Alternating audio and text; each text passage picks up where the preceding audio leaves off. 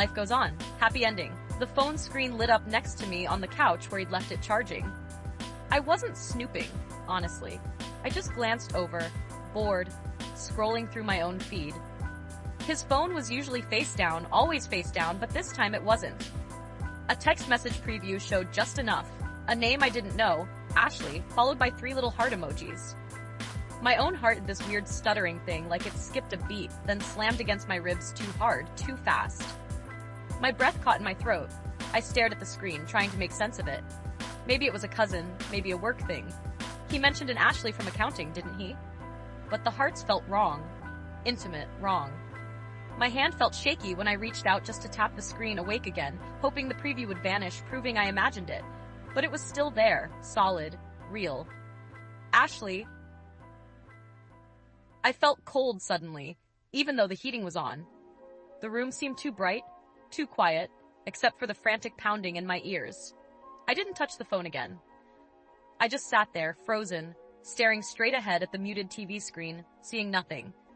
My mind raced, trying to find an innocent explanation, finding none. Just this sick, heavy feeling pooling in my stomach, like I'd swallowed stones. He came back into the room whistling, carrying 2 mugs of tea, setting mine down on the coaster, smiling like everything was normal, like my world hadn't just tilted off its axis. He picked up his phone, glanced at the screen quickly, his thumb hovering, then typed something fast before putting it face down, this time face down, the way it always was. The whistling had stopped, though his smile seemed painted on now. "Did you see that?" he asked, nodding at the TV. I just shook my head. My voice wouldn't work. "Who's Ashley?" The words were barely a whisper, but they hung in the air between us, thick and heavy. He frowned, confused. "Ashley from work. You know I mentioned her, the one handling the Davis account." I just nodded slowly, feeling numb. "But the hearts, Sam. Why the hearts?" His face changed then, not confusion anymore. Something else. Annoyance? Fear, maybe. He scoffed. "Don't be ridiculous, Alex. It's just an emoji. People use them all the time. It means nothing." But his eyes wouldn't meet mine. He kept looking past me, at the wall, at the TV, anywhere but at me. "I saw the message, Sam. I saw the hearts." I said it louder this time, my voice trembling a little. He stood up, pacing the small space in front of the couch, running a hand through his hair. "Look, you're blowing this way out of proportion. It's nothing, seriously. It's just a friendly message, that's all." But the denial felt thin, papery. I could see right through it. Tears started pricking my eyes, hot and unwelcome. "Just tell me the truth, Sam. Please, just tell me." And then he stopped pacing. His shoulders slumped. He looked tired, defeated. "Yeah," he said, his voice flat. "Yeah, it's been going on for a few months." The simple words hit me harder than shouting would have. I felt the floor drop away. My breath hitched in a sob I couldn't hold back. The mugs of tea sat on the table, forgotten, growing cold, just like everything else. The nights were the worst. The empty space in the bed felt like a physical wound. I'd lie awake, staring into the darkness, listening to the house settle, trying not to cry, trying not to think. But the thoughts came anyway. Relentless replays of conversations, memories now tainted, wondering where I missed the signs, how I could have been so blind. I moved to the couch eventually, dragging the duvet with me. It wasn't much better. The cushions smelled faintly of him. I ate almost nothing. Food tasted like cardboard. My friend Jenna came over most days, bringing groceries, making tea, sitting with me while I stared blankly at the wall.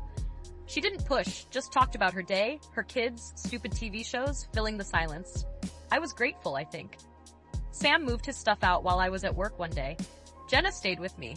I came home to half-empty drawers, bare shelves, ghosts of where his things used to be. It felt like a violation and a relief all at once. Packing the rest of his things into boxes felt surreal, like tidying up after a death. The death of the life I thought we had. Each photo album, each stupid souvenir, each shared object was a fresh stab of pain. I sealed the boxes with shaking hands, labeled them. His name felt foreign, strange on my lips. Then came the lawyers, the meetings, the endless paperwork. Words like dissolution, mediation, assets, liabilities spun around my head, making me dizzy. It all felt so cold, so clinical, dividing up years of shared life using spreadsheets and legal jargon. My parents were heartbroken. My mom cried, saying she knew it. She always had a feeling. I didn't have the energy to be angry. I just felt exhausted, drained, hollow. Some days were okay. I could function, go to work, make small talk, smile when necessary. Other days, the grief would hit me unexpectedly, triggered by a song on the radio, seeing a couple holding hands walking down the street, the smell of his brand of coffee in the supermarket aisle. I'd have to duck into a bathroom or hurry back to my car just to fall apart unseen. The loneliness was a heavy blanket, suffocating me. I questioned everything, my judgment, my worth, what I did wrong. Was any of it real? Or was it all just a lie I had believed in? I started seeing a therapist. Jenna found her for me, Dr. Allen. She had a calm, quiet office with comfortable chairs and abstract paintings on the wall. Mostly, I just talked, spilling out all the hurt, the anger, the confusion. Sometimes I cried, sometimes I just sat there silent, staring out the window. She didn't offer easy answers, just listened, validated my feelings, gently challenged my negative thoughts, and helped me see it wasn't my fault. His choices were his choices. One Saturday, Jenna practically dragged me out of the apartment. "We need air," she'd said firmly, pulling me towards the park. I wanted to resist, to crawl back under the duvet, but I went. We walked for ages, not talking much, just listening to the birds, the distant city noise. The sun felt warm on my skin. I watched a scruffy terrier joyfully chasing a bright red ball, its owner laughing, and for a tiny moment, a flicker of something other than pain surfaced. It wasn't happiness, not yet, but it was like a small window had cracked open, letting in a sliver of light. I took a deeper breath than I had in months. It felt like maybe I could survive this. Finding my own place was a huge step, a small, one-bedroom apartment. Looking a row of trees, it felt impossibly empty at first, but slowly making it mine. A bought cheap rug, a comfortable armchair, a ridiculously bright, yellow cushion. I unpacked boxes that were just mine, filled with things. Silo of books, art supplies, photos of friends and family, things that reminded me of me before him. I started painting again, something I hadn't done in years, clumsy at first, just splashing colors on canvas, letting out emotions I couldn't put into words. It started running in the mornings, exploring the neighborhood, finding little cafes, discovering shortcuts through parks, establishing new routines. My routine, no true routine. There were still bad days where the sadness felt overwhelming, where the loneliness bit hard, but they became less frequent. The good moments started lasting longer. A laugh with Jenna over dinner. It got absorbed in a good book. I felt a sense of accomplishment after finishing a challenging project at work. Was starting to feel like a person again, not just the person who got cheated on. One afternoon, sorting through old mails, I found one from him sent months ago during the worst of fit, full of justifications. Excuses, apologies. I read the first line, then stopped. I realized didn't need to read it. Didn't care about his reasons anymore.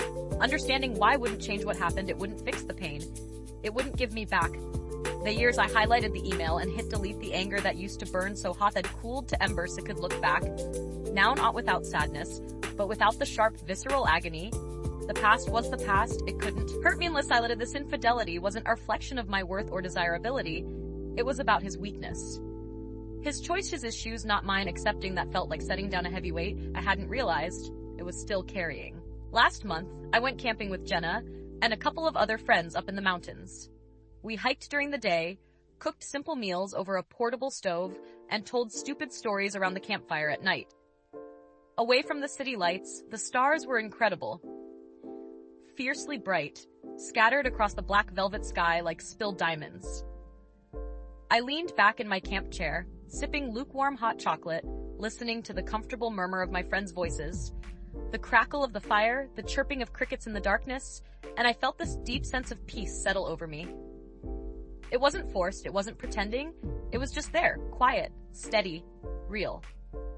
I was okay. I was more than okay. I was content, happy even in this moment, just being me, surrounded by people who cared about me, breathing the cool night air. Life hadn't ended when my marriage did. It had just taken a sharp, unexpected turn onto a different path. A path I was walking alone for now, but with my head held high, curious about where it might lead. Life goes on. It really does. And sometimes the new path is better than the old one.